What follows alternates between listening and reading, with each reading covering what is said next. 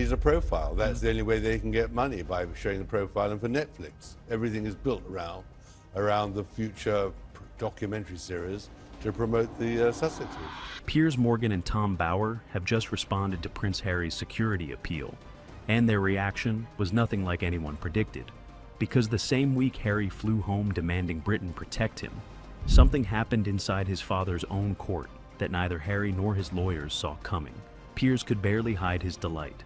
Bower went further, delivering 3 flat words about Harry that stopped the entire studio cold. What those words were, and why he believes this week just ended everything Harry spent 6 years building, is the story you are about to hear. And trust me, it only gets worse. The security illusion. Protection, the thing Harry says he came home for. The commentary from across the Atlantic was, if anything, even more merciless. Megyn Kelly said the quiet part out loud. This is a man reportedly sitting on tens of millions of dollars, possibly north of 100 million. He can afford his own security. Her argument was simple. You do not need a taxpayer-funded armed detail. There is no history of gunmen taking shots at the royal family in Britain. What you need is what every wealthy man in America hires: a serious bodyguard, a former special forces type, someone to stop a stranger from getting in your face. And she went straight at the 6 terror plots document, calling it exactly what much of the audience already suspected. A man scrolling through his inbox, collecting every crank who ever threatened him, and waving the pile around as proof he deserves a state protection package. The audience piled on with a logic that is genuinely hard to argue with. He chose to leave. He chose to cash in, so he can choose to pay for his own protection. And one viewer comment cut deepest of all. Nobody even knows which hotel or private club Harry is actually staying in right now, which rather proves he does not need the army he keeps demanding. But it was the royal commentator Kinsey Schofield who reframed the entire fight. And once you hear her theory, you cannot unhear it. In her view, this was never really about safety.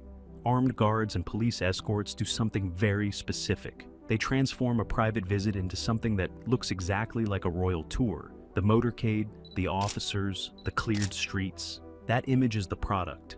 Harry, she argued, has spent the past year desperately trying to rebrand himself as a serious global figure, writing about anti-Semitism, wading into geopolitics, positioning himself as a statesman. The working royal picture is the last piece of that costume. It is, in her words, just about the only thing he has left to sell. And if that theory is right, then the palace refusing him is not just a security decision, it is a business decision. They are declining to hand him the imagery he needs to monetize. Which drags into the open a question the family has been dodging for years. The Andrew comparison. Prince Andrew, the comparison that makes the entire royal family deeply uncomfortable. For years, the untouchable rule was that you simply cannot strip a royal of their titles. It was not done. Then Andrew happened, stripped of his roles, pushed out of public life, left to fend for himself, and all of it without ever being convicted of a crime. So, the panel asked the question the audience was already shouting at their screens. If it can be done to Andrew, why not Harry and Meghan? One defender on the panel tried to hold the line. She pointed out that even after Andrew lost his official protection, the king reportedly covered a multi-million-pound annual security bill for him privately. If Charles would do that for his disgraced brother, her argument went, he could do it for his own son. But the rest of the panel flipped that argument on its head, because in their view, the comparison actually cuts the other way. Andrew, for all his disgrace, never went on Netflix. He never sat down with Oprah. He never wrote a memoir shredding his own family. Never accused his relatives of racism. Never spent 6 years publicly torching the institution from a mansion in California. One of the most liked comments under the broadcast put it in a single line. Andrew caused his own downfall, but Harry has spent years actively trying to bring down the whole monarchy. And Bower's conclusion was ice cold. Strip the titles. In his view, the Sussexes want to stay connected to the royal brand for one reason only, because it is a currency they can manipulate and sell back in America. And he does not believe the family intends to let them do it much longer. But before anyone strips anything, there is a group in this story who already took what they came for. The gravy train. The lawyers. The people just off camera all along. Bauer's most explosive argument was not really about Harry at all. It was about the machine around him. He described how, years ago, Harry was drawn into a circle of lawyers and anti-press campaigners, reportedly at a gathering at Elton John's home in the south of France. And from that moment, in Bauer's telling, Harry became the engine of a legal crusade.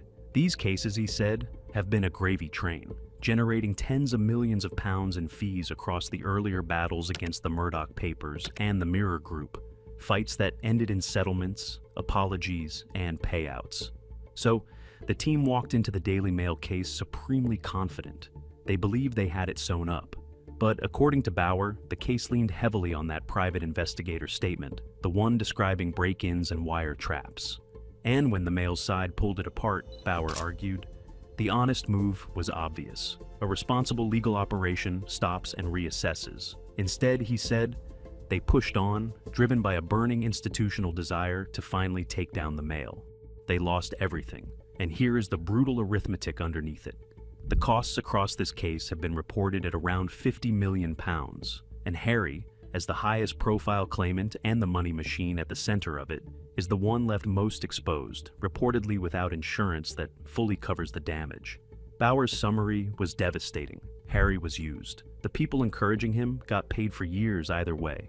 He is the one holding the bill, the ruined case, and the wrecked reputation. And that reputation point is where Bauer delivered the single most quotable line of the entire response. He said, Harry has committed reputational suicide. The man who mocked a struggling teacher in his memoir. The man who exposed the woman he lost his virginity to. Someone who had kept that private for 20 years. The man who dragged an honest journalist through the courts, only for her to produce the receipts. In Bauer's telling, the Sussexes have lived for years inside a self-made bubble in which they were always the victims. That bubble, he argued, has now burst. They are no longer the victims of this story. They are the perpetrators. And yet, the most unsettling rumor of the entire week had nothing to do with lawyers at all. The Diana card. The story running underneath everything was that Meghan and the children might appear at the end of the visit, and that the real destination was Althorpe, the estate where Princess Diana is buried, possibly timed around the anniversary of her death, and possibly with a streaming camera crew somewhere in the picture.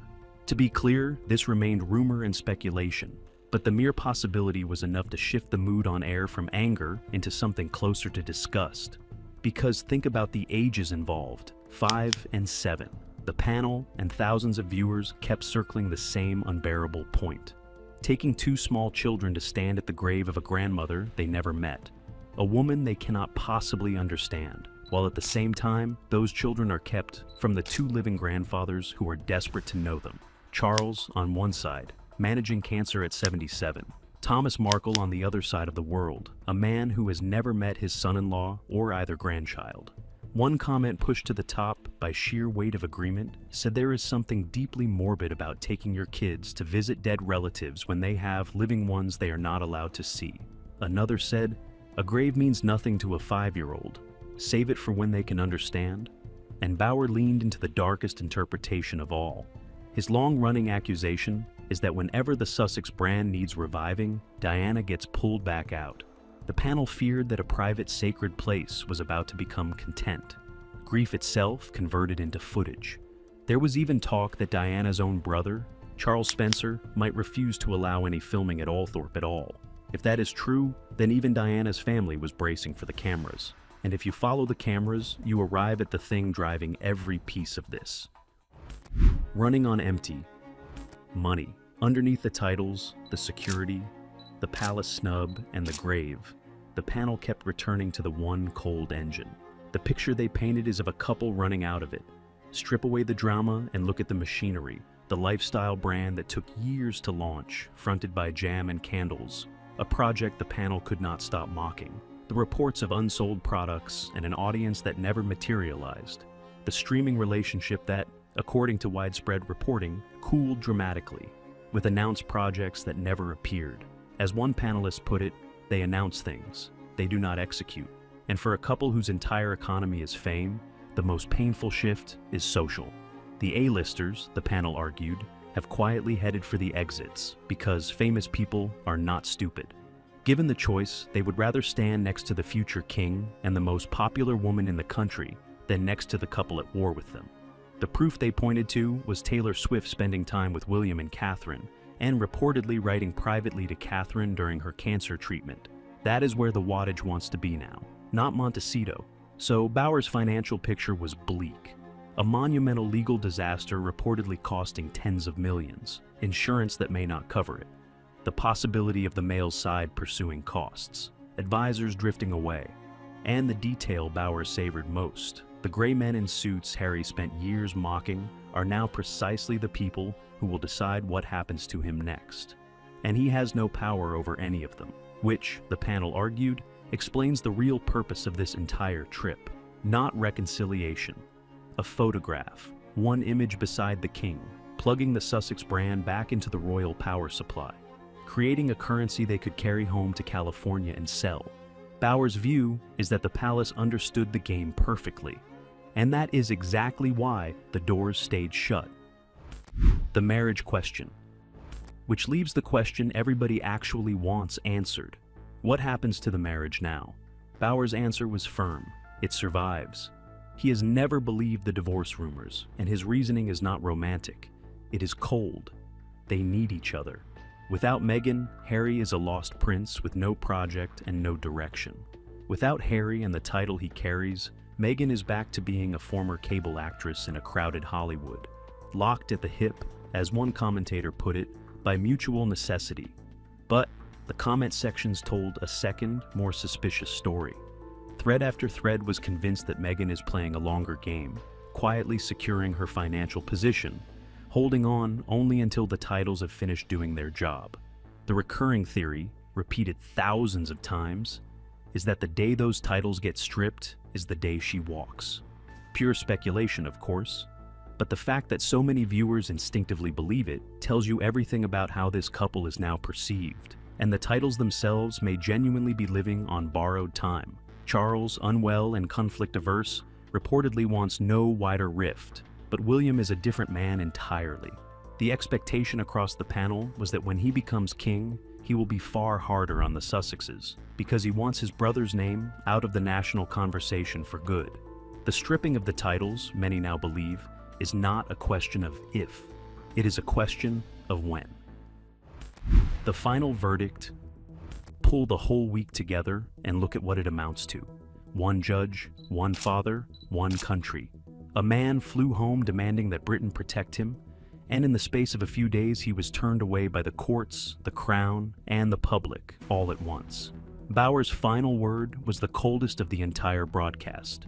He said the king's smartest move now is to distance himself completely, to make it clear that the Sussexes are not welcome in Britain for a very, very long time. And Harry, he said, now has to sit down and work out how to rebuild the next several decades of his life, because the pristine image is gone and the decline has begun. Maybe he is right.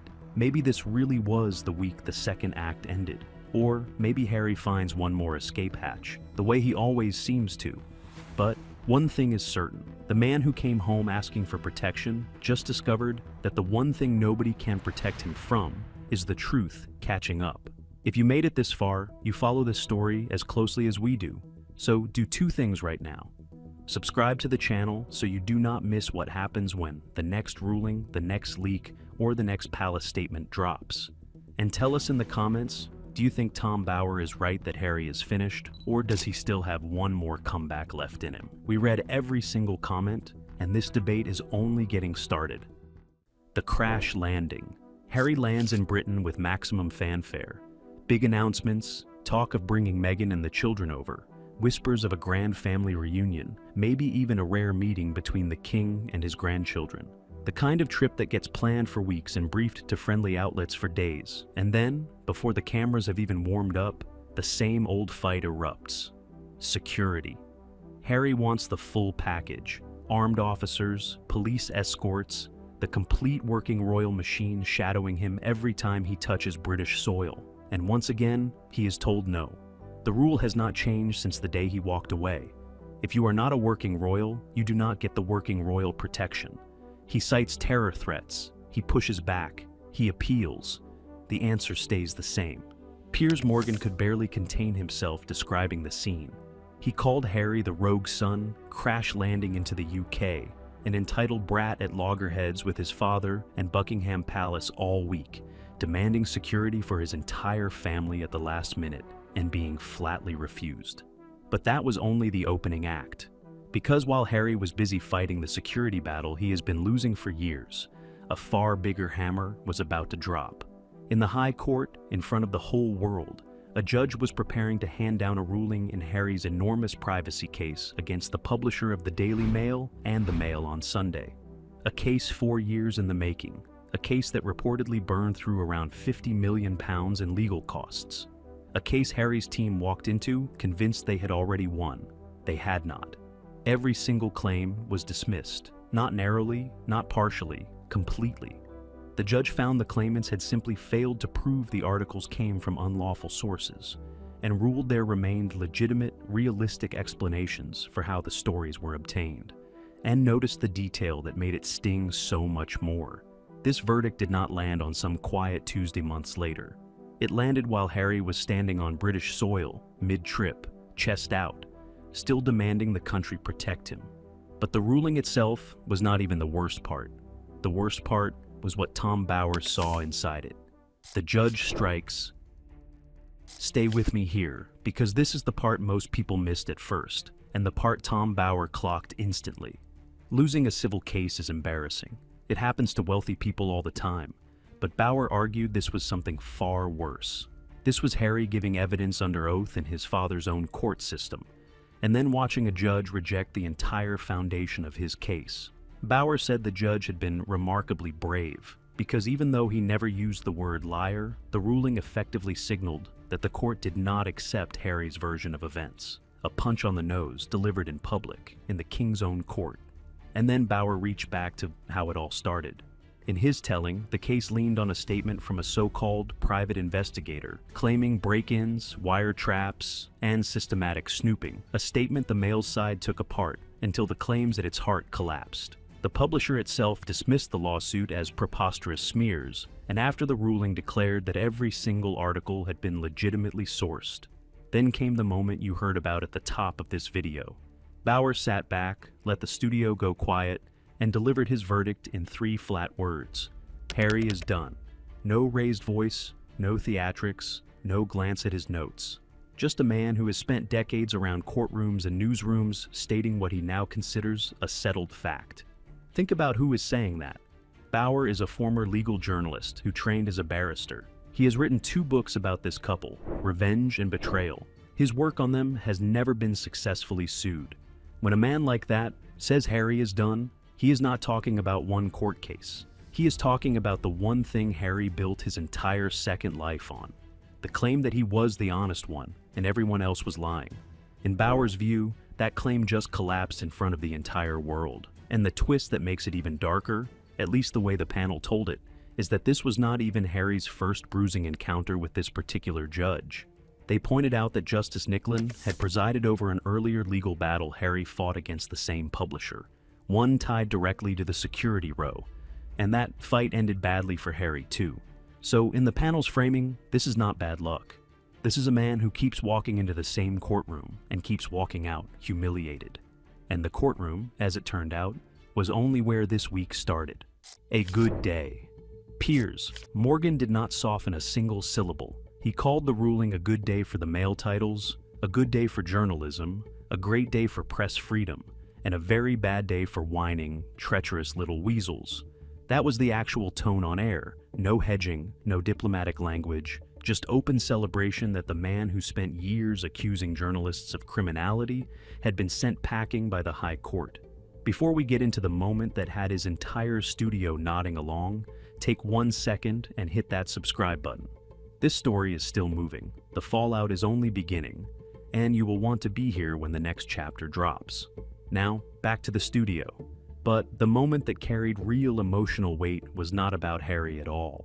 It was about Katie Nicholl, the veteran royal journalist, whose reporting Harry's side had dragged through the case. 17 of her articles were put under the microscope. Her honesty was questioned in open court. And when the ruling came down, the judge found her credible and impressive. Total vindication. And here is the detail that turned the studio quiet. Nicholl had fought that battle while recovering from cancer surgery. She described digging out decades of old notebooks to defend her work at a time when she could barely climb her own stairs.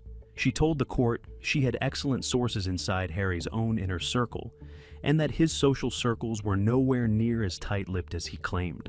In other words, the stories he insisted must have been stolen were, according to the court, entirely explainable by ordinary journalism. Piers made the wider point bluntly. Harry has spent years selling the public a story in which every article about him was obtained illegally by terrible journalists.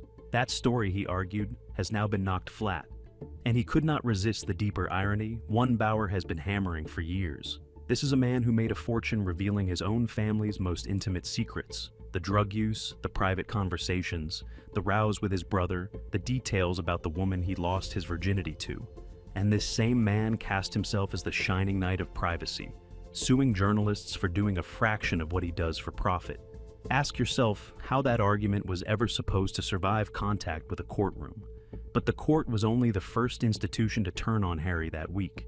The second blow was already loaded, and it came from inside his own family. The palace snub.